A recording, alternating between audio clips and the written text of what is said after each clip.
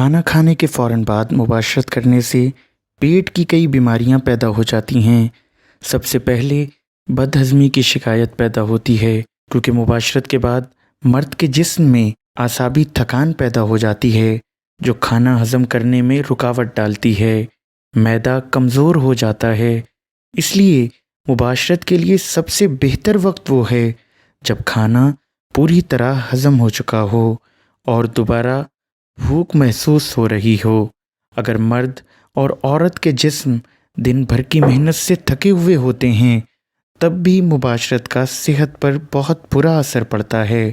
ان تمام باتوں کو دیکھتے ہوئے مباشرت کے لیے سب سے بہترین وقت وہ ہے جب مرد و عورت ذہنی اور جسمانی طور پر تھکاوٹ نہ محسوس کر رہے ہوں، کھانا پوری طرح ہضم ہو چکا ہو، چاروں طرف خاموشی اور تنہائی ہو، اور رات کے پرسکون لمحات شروع ہو چکے ہوں۔